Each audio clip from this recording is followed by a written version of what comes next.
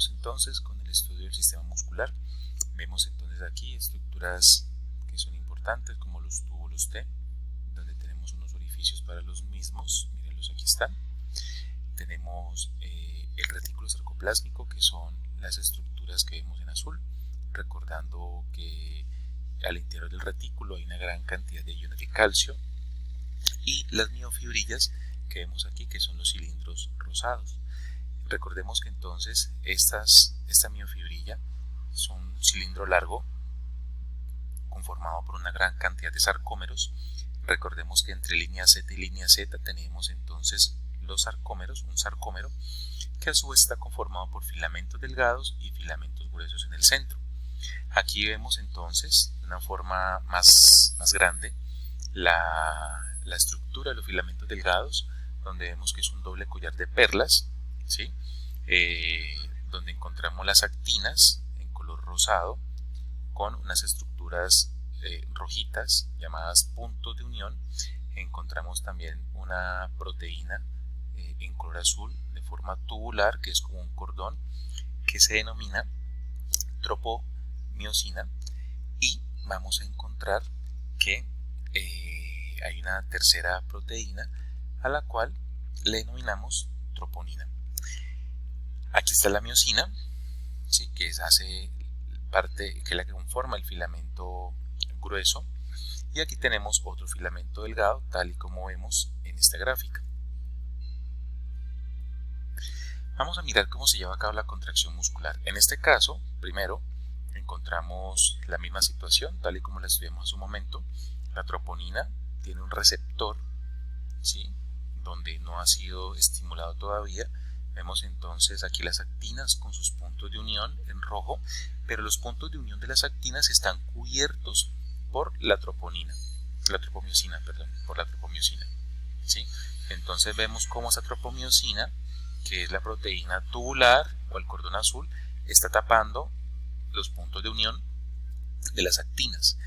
Una vez que llega el calcio proveniente desde el retículo sarcoplásmico, que lo vemos aquí en color verde, miren que a diferencia del primer gráfico no tenía calcio, pero aquí ya tenemos el calcio representado en color verde, es decir, llega a estimular a la troponina, y la troponina con esto genera un movimiento de la tropomiosina. Miren cómo la tropomiosina se mueve, y una vez que se mueve ha dejado libres las zonas de unión o puntos de unión que tienen las actinas. ¿Qué sucede ahora?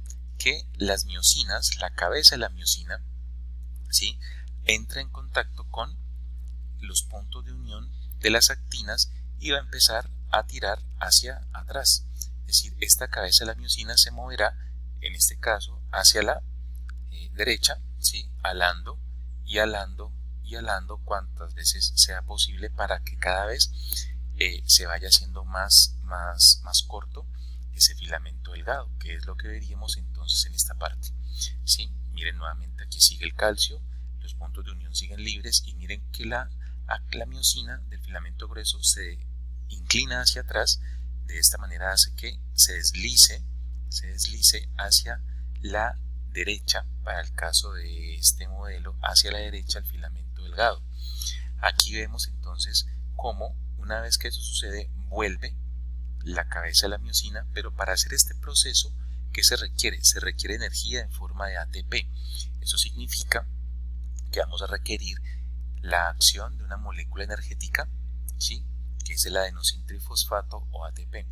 Entonces ese ATP llega a la cabeza de la miosina utiliza este ATP, lo desdobla y lo convierte en ADP o adenosintrifosfato más fósforo inorgánico. ¿Esto qué significa? Que aquí teníamos 3 grupos fosfatos. Cuando se libera uno de ellos, se libera una cantidad de energía que permite el movimiento de la cabeza de la miosina para ir alando a los puntos de unión de las actinas, y lo que se libera como desecho de esa hidrólisis o de ese proceso de obtención de energía es adenosintrifosfato y un fosfato inorgánico. El calcio sigue presente en la troponina, pero una vez que este calcio se pierda, lo que veríamos es que regresaríamos a la normalidad. que sería básicamente lo que vemos acá. Miren lo que va a suceder. Aquí tenemos un sarcómero de un músculo relajado y aquí vemos la representación de un sarcómero de un músculo contraído. Para este caso, miren las distancias que hay entre línea Z y línea Z entre cada sarcómero y miren aquí la distancia entre líneas Z. Miren cómo estos filamentos delgados no se conectan entre ellos, ¿sí? Hay cierta distancia, pero esa distancia no se evidencia aquí cuando el músculo se encuentra contraído. Entonces, cuando estas cabezas de las miosinas empiecen a alar, ¿sí? En este caso hacia el centro, ¿sí? Hacia el centro, entonces lo que vamos a ver es que esta línea Z se va a ver atraída hacia el centro y esta línea Z va a verse atraída hasta el centro. Y vamos a encontrar que la contracción va a generar el abultamiento que vemos aquí. Por eso es que cuando encontramos los procesos de contracción muscular, vemos un abultamiento del músculo que se está contrayendo, ¿sí? Y básicamente la razón sería esa que vemos acá. Un abultamiento de los filamentos unos sobre otros, ¿sí? Pero una vez que el músculo se distiende, es decir, que se estira o se relaja, porque el calcio regresa al retículo sarcoplásmico, entonces volveríamos nuevamente al músculo relajado, ¿sí? O cuando el músculo se encuentra estirado. Aquí vamos a recapitular todo, vamos a retomar todo, pero vamos a añadirle un ingrediente final y es la unión entre la neurona motora y la fibra o célula muscular. Entonces eso es un axón, ¿sí? Un botón presináptico, ¿sí? Que va a hacer sinapsis con la célula muscular, a lo cual le llamamos unión neuromuscular. Miren, aquí está entonces el botón presináptico, ¿sí? Que se desprende del axón de la neurona motora. Aquí tenemos entonces la sinapsis. Miren que aquí están los receptores del neurotransmisor que se libera desde la neurona motora llamada acetilcolina. Esas esferitas en rojo que vemos aquí es un neurotransmisor para el movimiento de los músculos denominado acetilcolina. Entonces lo primero que vamos a encontrar es que el impulso nervioso va a estimular a estas vesículas para liberar la acetilcolina como neurotransmisor. Esta acetilcolina permite que se forme el potencial de acción y el potencial de acción viaja al interior del túbulo T. Esto que vemos aquí, este canal que vemos aquí, por donde va a circular el impulso nervioso, es el potencial de acción es el túbulo T. Cuando el potencial de acción va viajando, estimula al retículo sarcoplásmico, que si ustedes lo ven está cargado de una gran cantidad de puntos verdes que representan a los iones de calcio. Estos iones de calcio se liberan, cuando son estimulados, se liberan del retículo hacia la troponina, y la troponina lo que va a hacer es mover a la tropomiosina, ¿sí? Y de esta manera los puntos de unión de las actinas van a quedar descubiertos, que es lo que hemos representado en esta parte del gráfico, y cuando eso sucede, entonces la cabeza de la miosina se va a unir, ¿sí? Con el sitio de unión de esa actina y va a empezar a alar hacia la parte central, permitiendo entonces la contracción muscular.